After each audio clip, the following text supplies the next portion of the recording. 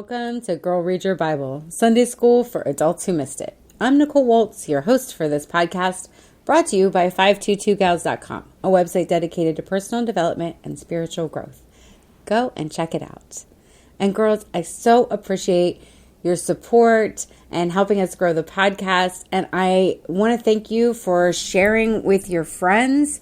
I am seeing so much activity and it's been really encouraging and helpful. And I am just going to ask that you continue to help support me and the show by hitting that subscribe button. It actually helps us more than you might think, and it's a super easy step and way for you to help us reach more people, because it tells the algorithm that there are people who are interested, and then it encourages and pushes it out to even more people. And I'm so encouraged and touched by the amount of people who are seeking out just this kind of thing and wanting to know more about the Bible and getting more into the Word and learning all the things that God has for them. It's a really exciting time. And I'm really excited about going through the stories of these incredible people and seeing what we can learn from their life and how it can help us in our everyday lives and help us to see things about the Lord more clearly and help us to get a better picture of who God is and His love for us and all the things that make following Jesus incredible. With that said, I am so excited to dive into this week's episode of Girl Read Your Bible. We are talking about two people that are still relevant and important today. We're going to talk about the story of Jacob and Esau.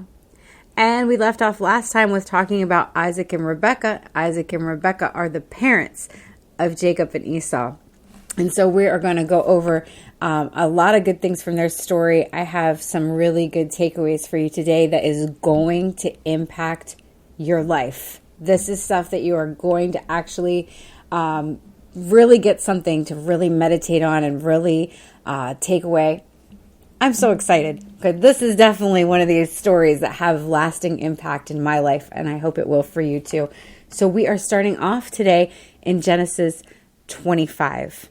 Now, we have previously discussed, that one starts off with the death of Abraham. It goes through a list of descendants of Ishmael. So we've already kind of gone over that in the past, and we're not starting off with verse 1. We're going to start off in verse 19 of chapter 25 in the book of Genesis. And we left off last time in the podcast with the marriage of Isaac and Rebekah. And so this is a continuation of their story. This is the account of the family of Isaac, the son of Abraham. When Isaac was 40 years old, he married Rebekah, the daughter of, family noted, read all the words. Isaac pleaded with the Lord on behalf of his wife, because she was unable to have children. And the Lord answered Isaac's prayer, as he often does. And Rebekah became pregnant with twins.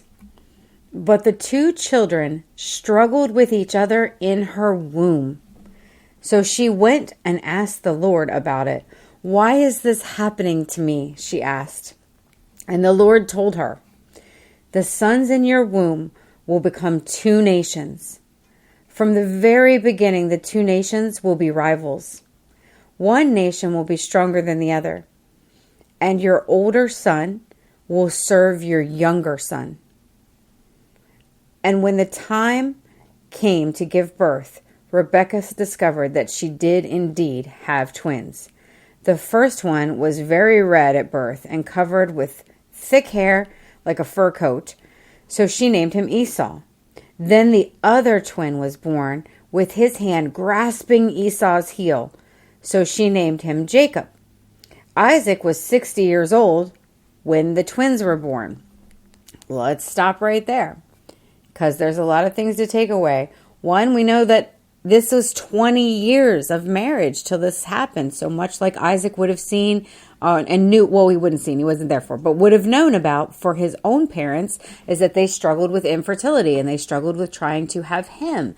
And so they're going through the similar thing. They're not going to wait quite as long, but they've clearly gone through a similar thing because they got married when he was 40 and now he is 60 when these twins come along. So they also understood the battles of infertility and struggling to have children. And then when the Lord answers his prayer, they're pregnant with twins. Only these twins are not closely connected. They're fighting from conception. They are fighting in the womb. And even to the fact that Jacob has his hand on Esau's heel during delivery. We're talking about a painful delivery process, girls. I know you can feel me on this one. I always felt like this story was super intense. And, she goes to the Lord, what's happening? And he tells her. So I want you to remember that, because the reality is that Rebekah always knows how this is going to play out, because the Lord has told her.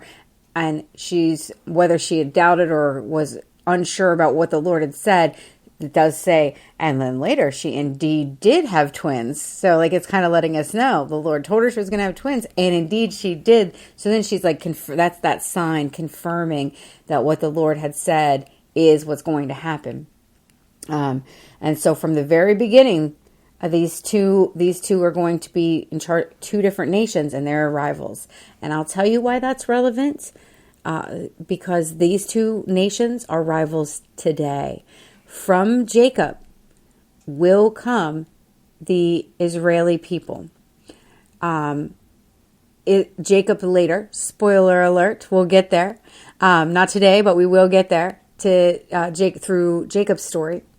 Jacob's name will be changed to Israel. Remember that Abraham's name was Abram and was changed to Abraham. Not a big leap, but Jacob's is going to make a big shift, because his name is later going to get changed to Israel. And from him will be all of the tribes of Israel and all of the Israeli people. And we are going to get there. And I'm so excited to go through that information with you, because I think it holds a lot of value and relevance.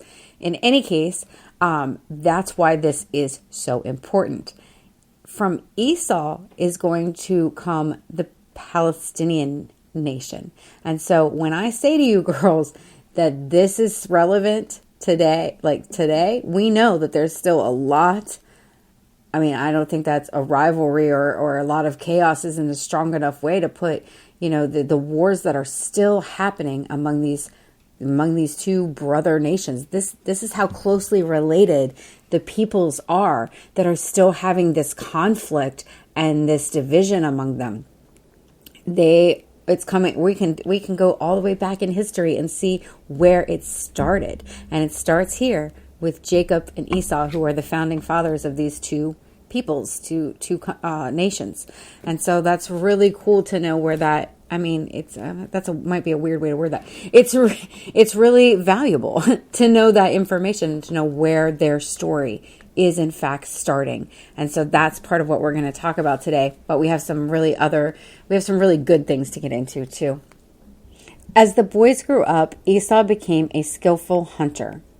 He was an outdoorsman, but Jacob had a quiet temperament, preferring to stay at home. Isaac loved Esau because he enjoyed eating the wild game that Esau brought home. Because we all know the way to a man's heart is his stomach, right? But Rebekah loved Jacob because he was quite the mama's boy, right? He liked to stay home. He was quiet temperament. It's already describing the differences from these two from the door, night and day. One day, also important to note as how that's worded one more time. Isaac loved Esau, but Rebekah loved Jacob. And so we've got a problem with one of the founding families here, that they are showing favoritism. This is not a united front. This is not the way parenting is supposed to work. They're showing us a bad example of parenting, and it is going to have consequences. Had they done things right from the door, perhaps we would be living in a very different world. However, it's showing us the flaws in parents from the door. And Isaac and Rebekah are faithful people, and they love the Lord, but they are messing up the family. And they have not gotten all the things down that they should have learned and should have understood how to love well. That's something that they are not doing right here. And it's telling us from the door that they are playing favorites, and it is going to cause some big problems. So we are starting at, continuing at verse 29. One day when Jacob was cooking some stew, Esau arrived home from the wilderness exhausted and hungry. Esau said to Jacob, "I'm starved. Give me some of that red stew." This is how Esau got his other name, which is Edom, which means red, which they must call him sometimes, Edom. "All right," Jacob replied, "but trade me your rights as the firstborn son." "Look, I'm dying of starvation," said Esau. "What good is my birthright to me now?" But Jacob said, "First you must swear that your birthright is mine." So Esau swore an oath, thereby selling all his rights as the firstborn to his brother Jacob. Then Jacob gave Esau some bread and lentil stew. Esau ate the meal, then got up and left. He showed contempt for his rights as the firstborn through this action. So let's talk about that. This is really, again, showing their characters, because Jacob knew that promise meant something. He's the one staying at home. He's the one paying attention. Esau's being wild. He's out there. He's hunting. He's driven by a different force. This is some of the things we're kind of seeing. He comes home from, I'm assuming, hunting. It says he comes home from the wilderness, so I assume he's hunting and has not done a good job because he's starving. And his brother's making some food. And he is immediately willing to sacrifice something very important that he doesn't have a deep understanding of or a deep care about, because he's like, what good is a birthright to me if I die of starvation? Give me some food, you can have it. And Jacob's like, oh no, I'm not kidding about this, I'm serious, we're gonna have a contract right now. And Esau's like, sure, whatever, I don't care, I just want to eat. Like, not focused on the future. We'll say that. That's clearly what the picture is painting. And again, this is one of the reasons that we have a problem with these two nations, because they're still fighting over the birthright, which technically should have been Esau's because he was the firstborn. Of course, we can go all the way back and say that's why we're still having problems with other people's too, because Isaac wasn't technically the firstborn.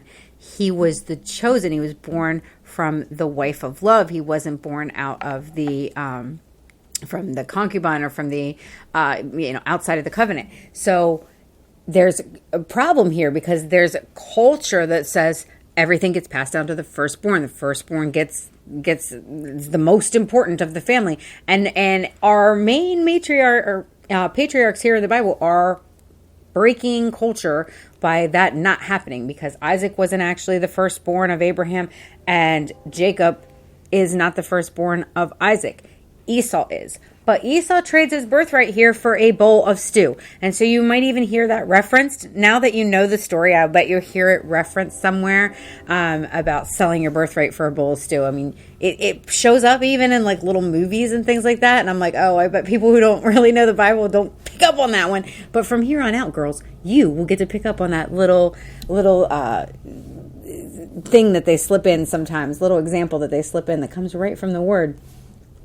We're seeing a lot of important things about the differences between Jacob and Esau right here in the beginning. And Jacob's a little tricky, right? Like, he's out there cooking stew. There's some speculation I've seen taught that he knew that Esau was on his way home and that he kind of was preparing or like laying the foundation to set this up. I don't know about that. It doesn't specifically tell us that. But it could have been, because he gets even more tricky later. But we also know that God knew that this was going to happen. Why?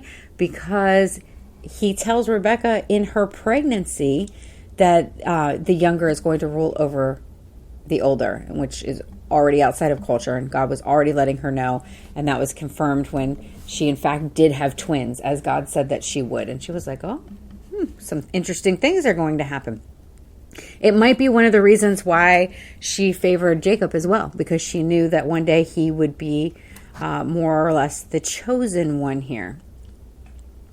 And now there's some things we're going to skip over a lot of the parts here in chapter 26. I encourage you, girls, as always, to read the Bible for yourself, because we are going to go back and forth here with them. A famine strikes the land. There's some moving around. Isaac makes the same mistake as his father when they go into another land. excuse me. And he says tell everyone you're my sister instead of my wife because you're so beautiful. And it plays out very much, very similar to the story that Abraham and Sarah have already been through. And, there's some back and forth. They are asked to move, and there's some back and forth with some wells and some water rights. And Isaac digs wells and renames them and opens them. And so there's a lot of things about that. I'm sure has a lot of relevance and is very important. Please read all that stuff for yourself, because I am taking you for the sake of this teaching that we're doing today. We're going all the way down to the end at verse 34, which is the only part I'm going to read in this chapter for today. At the age of 40, Esau married 2 Hittite wives, Judith, the daughter of blah, blah, blah, and Basemath, the daughter of Elon. But Esau's wife made life miserable for Isaac and Rebekah. Let me read some of that again. Just I want you to, at 40, Esau married 2 Hittite wives. Why is that relevant? Because Abraham was super intentional about making sure that Isaac did not marry local women, that he stuck within the family's lineage as was common in the day. But Isaac didn't follow suit at making sure that Esau did the same. And that's strange because he says he loved Esau. Esau cooked him good food. So we don't really know the backstory or what all's going on there. But he's marrying 2 Hittite women. And these women make life miserable for Isaac and Rebekah. So this is what we know, friends. Like, the people that's in your family is going to affect your daily lives. This is an important decision.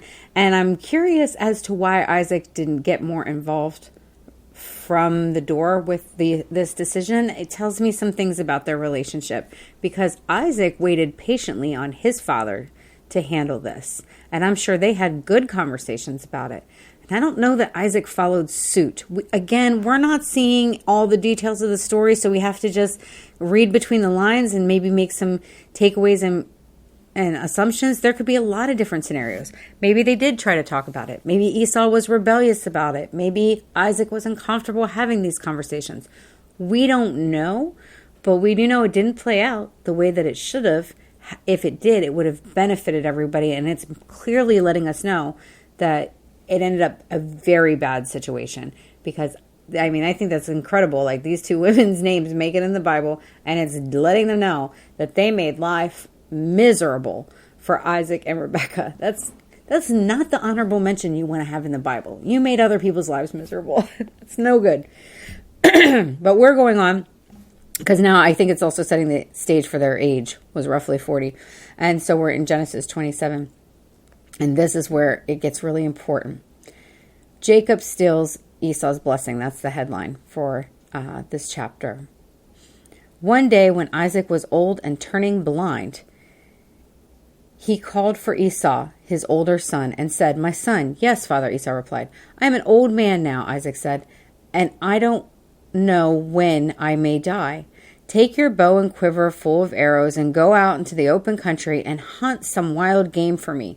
Prepare my favorite dish and bring it for me to eat. Then I will pronounce the blessing that belongs to you, my firstborn son, before I die." This is important. But Rebekah overheard what Isaac had said to his son Esau. So when Esau left to hunt for wild game, she said to her son Jacob, "Listen, I overheard your father say to Esau, 'Bring me some wild game and prepare me a delicious meal, and then I will bless you in the Lord's presence before I die. Now, my son, listen to me. Do exactly as I tell you. Go out to the flocks and bring me 2 fine young goats. I'll use them to prepare your father's favorite dish. Then take the food to your father so that he can eat it and bless you before he dies.' 'But look,' Jacob replied to Rebekah, 'my brother Esau is a hairy man, and my skin is smooth. What if my father touches me?' Because remember, it said that Isaac's going blind, so Jacob's pointing out how it's not so easy to trick him. 'He'll see that I'm trying to trick him, and he'll curse me instead of blessing me. But his mother replied, "Then let the curse fall on me, my son. Just do what I tell you. Go out, get the goats for me." So Jacob went out and got the young goats for his mother. Rebekah took them to prepare a delicious meal, just the way Isaac liked it. Then she took she took Esau's favorite clothes, which were there in the house, and gave them to her younger son Jacob. She covered his arms and the smooth part of his neck with the skin from the young goats. She's being pretty deceptive and clever here, friends. I mean, this is quite the heist. Then she gave Jacob the delicious meal, including the freshly baked bread. So Jacob took the food to his father. "My father," he said. "Yes, my son," Isaac answered. "Who are you, Esau or Jacob?" This tells me they must have sounded very similar in their voice, because they looked completely different. They acted completely different. But as a man going blind, he should have been able to tell the difference between their voices, and he had to ask. So they must have had very similar voices. Jacob replied, "It's Esau, your firstborn son. I've done as you told me. Here is the wild game. Now sit up and eat it so you can give me your blessing." All of that's a lie, friends. Isaac asked, "How did you find it so quickly, my son?" "The Lord your God put it in my path," Jacob answered. Then Isaac said to Jacob, "Come closer so I can touch you and make sure you are really Esau." This is a little funny though, right? Because we're seeing here that Isaac's immediately suspicious. How'd you do this so quickly? He immediately knows there's something a little off. Then he wants, "Come here so I can touch you and make sure you're really Esau." He knows what his family is capable of, right? He's trying his best to cover his bases, but he doesn't know just how far they'll go. So Jacob went closer to his father, and Isaac touched him. "The voice is Jacob's, but the hands are Esau's." See, their voice is a little different. I didn't read as thoroughly ahead this time. But he did not recognize Jacob, because Jacob's hands felt hairy like Esau's. So Isaac prepared to bless Jacob. "But are you really my son Esau?" he asked one more time. Deep down, he knew. Deep down, he's just not sure. But Jacob lies again. "Yes, I am." Then Isaac said, "Now, my son, bring me the wild game. Let me eat it, and then I will give you the blessing." So Jacob took the food to his father, and Isaac ate it. He also drank the wine that Jacob served him. Then Isaac said to Jacob, "Please come a little closer and kiss me, my son." So Jacob went over and kissed him, and when Isaac caught the smell of his clothes, he was finally convinced, and he blessed his son. He said, The smell of my son is like the smell of the outdoors, which the Lord has blessed." See, Rebekah covered her bases. She was making sure. That tells me there's been some conversations in this family over the years. And we already know, because the word already told us, that Rebekah had a favorite and Isaac had a favorite. And there must have been some conversations. And she knew her husband. She knew fully well how to deceive him. And I will say, last episode we talked about the virtues and the good qualities of Rebekah and what a good example she was. But here again, we are reminded that no matter how many good qualities people have, they often also have flaws. And this would be Rebekah's big misstep. Because see, when God told her when she was pregnant that the younger would rule over the older, he was letting her know it would happen. He wasn't telling her to make it happen. It wasn't an instruction. He wasn't instructing her to sometime later deceive her husband and really lead her son into a bad path. Because see, we can see at the beginning of the story here where Jacob kind of rejects this plan. He's got some questions. He contests it. I don't know about this. Might not be a good idea. But ultimately, he does obey her. And he goes out and gets the goats and does all the things. And he sees where there could be flaws in the plans. And man, she's on top of it. She's pretty clever. She knows exactly all the steps they need to take to make this happen. And she knows why it's important. She really understands the value of what's about to happen. And that's really something to understand. She really has great faith in the power of the words, great faith in the power of God and all the things that's about to take place. And she wants to make sure it goes to her favorite child. Again, seeing a lot of flaws. Deception, really bad flaw. This is going to cause generations of problems. From here on out, there's going to be problems because of this act. However, she's got her bases fully. We can see that she used to be a good person, or maybe she's still a good person. She's just having some real moments of weakness. I guess I just really wanted to point out that we all have good qualities and we all have challenges, and even our great examples of faith, even the people who make it into the Bible and have their stories revealed and shared. We're seeing a really bad side of Rebekah. This story isn't going to go well for her. Doesn't make her look good.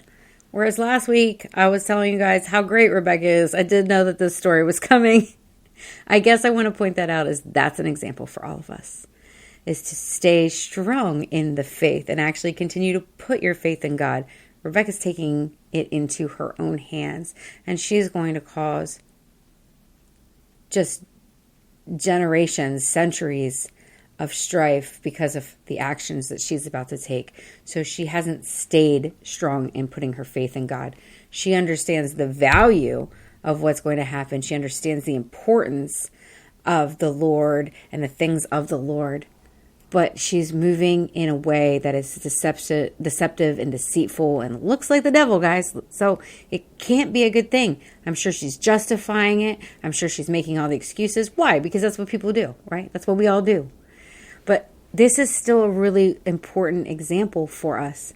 Again, I'm saying because she started off with so many virtuous and good qualities. And we can see where there's been a mistake made here. And it can just be a simple mistake, or she could just be thinking, I'm sure she's justifying it. The Lord told me this is going to happen. I'm going to make it happen. She didn't learn anything from Sarah. She didn't know Sarah, but I'm sure she's heard the stories. And she didn't learn from that example or from that story to be patient on the Lord and to continue to be patient in the Lord and to see how the Lord will handle it. She wanted to take matters into her own hands, and it is going to cause a problem. But I want to point out to you that the value and the importance for me, the big takeaway from this story is what we're talking about here is the blessing that they're doing such big levels, right? Like go out. We're going to trick your brother. You're going to go out and we're going to trick your dad. We're going to get this goat. I'm going to prepare this meal. I'm putting a lot of effort into this. I've thought it through. Go wear your brother's clothes so your dad doesn't know it's you. Go, I got some fake skin to put on you so you feel more like your brother. This is the next level of deceit here, where we're like, she's obviously thought this through, right? There's a lot of steps to this. And what they're fighting over here is the blessing that Isaac is about to speak. That's all it is. There's no official document. There's no contract. There's no big key that he's going to hand over to him, or I don't know, the bank passcode. That's not what, that's not a thing. That's not what they're fighting over. That's not the concern. Right now, all of this act is for the words that are about to come out of Jacob's mouth. That's the biggest takeaway. That's what makes me love this story, because it is an amazing example of how important and valuable are the power of our words. They understood in a way we don't, in a way we've got to learn, that your words are so incredibly powerful. Remember last time we talked about the story of Isaac and Rebekah, and Abraham had sent out his servant to go and find a wife for Isaac, and he and his servant questioned it, and he said, the Lord is going to send an angel ahead of you and going to make sure that your mission is success. This is a success. He's going to go out ahead of you. And he declared that thing, and then that thing did come to pass because Abraham knew the power of his words, because of his relationship and obedience and faith and commitment to the Lord. He knew his words were incredibly powerful. We are not as careful with our words as we could be, as we should be, because our words are equally this powerful. You understand that all of this is happening in the story that I'm reading? This great links of deception for getting the blessing. The blessing is, I'm going to read it in a minute, but it's just words. It's just words that Isaac is going to speak over his son. And that's incredibly, it boggles my mind of how powerful they knew those words were. That's how powerful your words are. Are you protecting the words coming out of your mouth as if they are this powerful, that people would sacrifice and scheme and deceive and do hard work just to get words spoken over them, because they understand how incredibly powerful it is when it is from someone chosen of God? And you, my friend, are chosen of God, and so your words carry this kind of power and weight. And we just need to really know that and remember that. And I think that is one of the biggest takeaways from any story that we will talk about. This is why I get very passionate about this one. Your words will create your world. Your words will create your world. And you have incredible power because you were made in the image and likeness of God. Because you are chosen. Because when he looks at you, he sees his son Jesus, because you are reconciled to him. And so your words are equally or more so as powerful as Isaac's. And we need to know that and own that power and really use it for our benefit, for the benefit of people around us. Your words carry incredible power. And Isaac's words carry incredible power, and they really knew that and wanted that, and they did all these leaps. And so, and even though Isaac is speculating, he's like not certain. He keeps doubting that this is really Esau. So he knows something's awry, but he has finally the last step, touch. So taste. Okay, we're going to use all his other senses because remember, he's going blind. So he's tasting the food that he prepared. Okay, seems like something Esau would do. He touch. He's feeling his skin and saying, okay, that it does. Here seems a little off. This is not, the voice isn't quite right. Their voices still had to have been close, or it would have been dead obvious, right? So their voices had to have been pretty close. He was like, you do sound like Jacob right now, but it's still, all the other things were enough to trick him. So there's got to be some pretty closeness there. So he's using all his other senses to confirm. And lastly, smell. When he leans in to kiss his father, he can smell his clothes. And see, Mama was prepared for that. She knew all the things to convince Isaac that this was, in fact, Esau, and it isn't. And so once Esau is fully convinced, he speaks the blessing, and this is it. From the dew, verse 28, from the dew of heaven and the richness of the earth, may God always give you abundant harvest of grain and bountiful new wine. May many nations become your servants, and may they bow down to you. May you be the master over your brothers, and may your mother's sons bow down to you. All who curse you will be cursed, and all who bless you will be blessed. That last line there is still very important and utilized today. All who curse you will be cursed, and all who bless you will be blessed. That's a continual phrase that they'll use over and over for Israel, which will become Jacob's name later. We'll get through his story. But that sentence is a really important part of that. That As soon as Isaac had finished blessing Jacob, and almost before Jacob had left his father, Esau returned from the hunt. We went through all this deception for those couple of words there. Those words carried that much power. And not even, remember that Esau was very unconcerned with his birthright earlier, just a chapter earlier, right? You're like, you can have it. I'll sell you it for a bowl of stew because I'm really super hungry. And but this time, even Esau knows how important that was. So Esau prepared a delicious meal and brought it to his father, and then he said, "Sit up, my father, and eat my wild game so that you can give me your blessing." But Isaac asked him, "Who are you?" And Esau replied, "It's your son, your firstborn son, Esau." And Isaac began to tremble uncontrollably and said, "Then who just served me wild game? I have already eaten it, and I blessed him just before you came. And yes, that blessing must stand." Oh, again, friends, I'm just reiterating how powerful are your words. And they know it. They all know it. When Esau heard his father's words, he let out a loud and bitter cry. "Oh, my father, what about me? Bless me too," he begged. See, this is the same Esau who quickly gave up his birthright for a bowl of stew not that long ago, but understood how important this blessing of words was.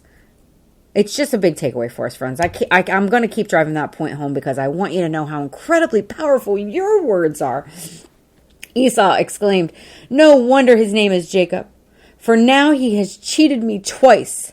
First, he took my rights as the firstborn, and now he has stolen my blessing. Oh, haven't you saved even one blessing for me?"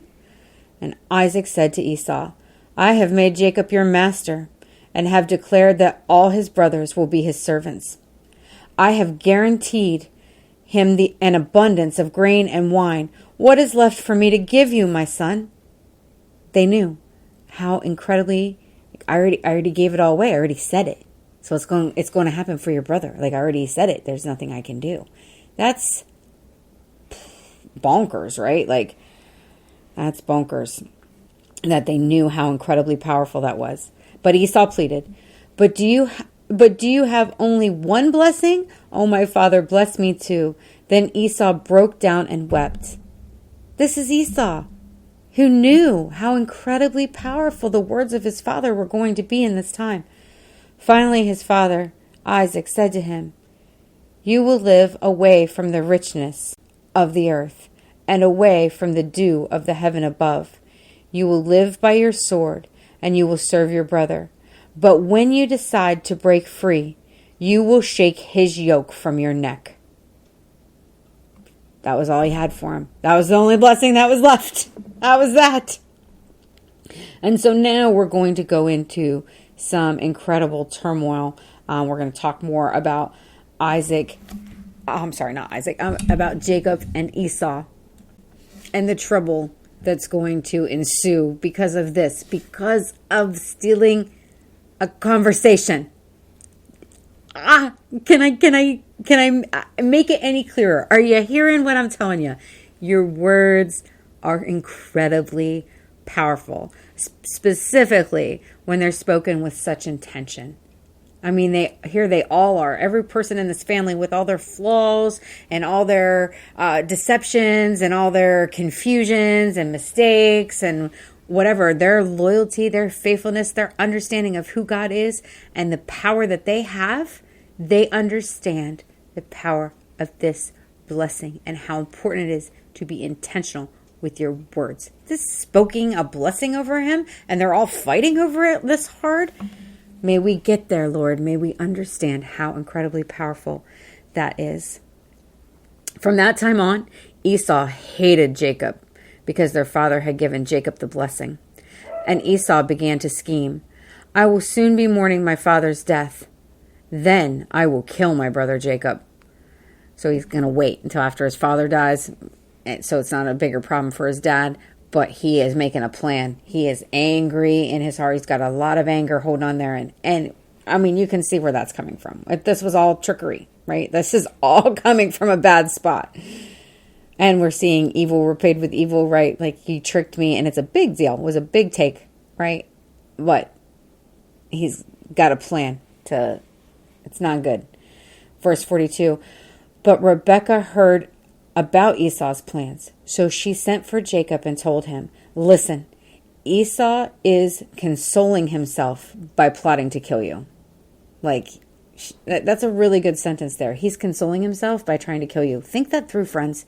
He is consoling himself. He's making himself feel better. He is channeling his pain into a revenge plot.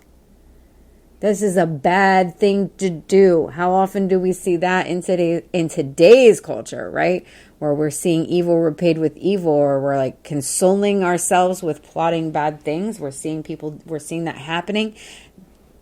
This is an example of what not to do, okay? So that's a really good line. Listen, Esau is consoling himself by plotting to kill you. So listen carefully, my son. Get ready and flee to my brother Laban in Haran.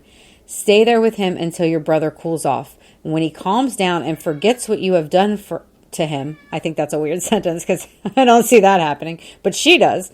I will send for you to come back.